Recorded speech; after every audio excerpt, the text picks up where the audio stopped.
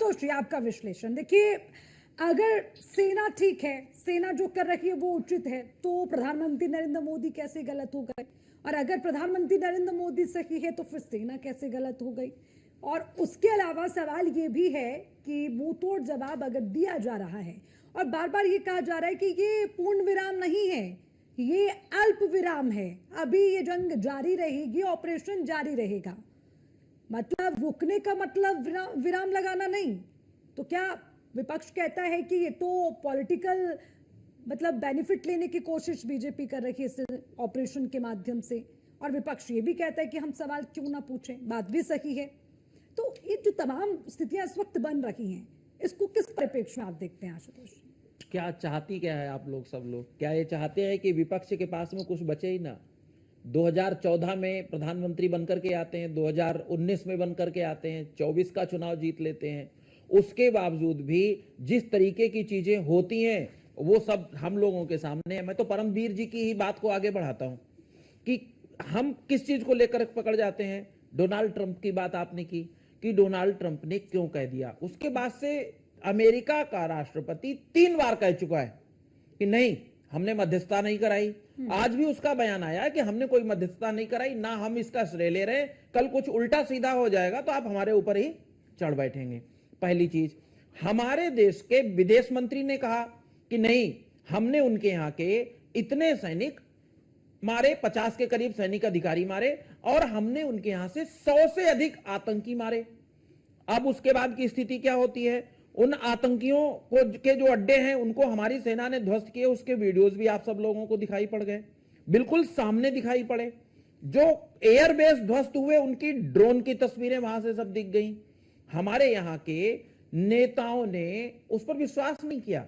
हमारे यहाँ के जो नेता हैं आज के समय में, वो पाकिस्तान के नेताओं के भाषण सुनने से ज्यादा प्रधानमंत्री या हमारी देश के सरकार से जुड़े हुए, मैं तो सेना को भी लपेट लिया ना उसमें, व्योमिका सिंह को लपेट लिया, सोफिया कुरैशी को लपेट लिया, AK भारती को लपेट लिया।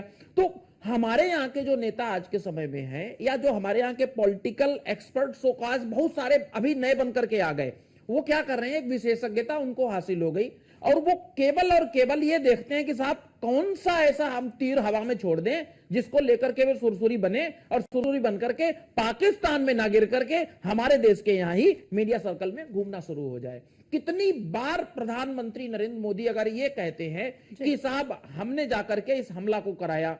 अब अभी मैं तो नितिन जी की बात को लेकर के मुझे हंसी आ रही थी कि वो कह रहे हैं कि किसी की उसकी रगों में वो कैसे सिंदूर बह सकता है। अरे भाई, ये कहा जाता है ना, हमारे सैनिक जाते हैं जब सीमा पर, तो वो कहते हैं कि हमारे रगों में लोहा दौड़ता है, तो क्या वो लोहा दौड़ने लगता है? नहीं ना। इंदिरा गांधी जी को लौह महिला बोला गया था, क्यों? क्योंकि उनके इरादे मजबूत थे, इसलिए उनको लौह महिला बोला गया था। और पूरे देश ने क्या, विश्व ने माना ना उनको कि वो लौह महिला है। तो ये जो उपाधियां दी जाती हैं या जो कहावतें कही जाती हैं, वो शौर्य को प्रतीक करने के लिए कही जाती हैं। अगर हमारे देश के प्रधानमंत्री पाकिस्तान को ललकार रहे हैं तो दर्द किसको होना चाहिए? दर्द होना चाहिए पाकिस्तान को, दर्द होना चाहिए अजरबैजान को, दर्द होना चाहिए टर्की को। दर्द किसको होता है? हमारे यहाँ के नेताओं को होता है। क्यों होता है कि साहब आप पाकिस्तान को क्यों कह रहे? राहुल गांधी जी का बयान आया कल, उन्होंने ये कहा कि सेना के कितने एयरक्राफ्ट ध्वस्त कर दिए गए, उसकी संख्या बताओ।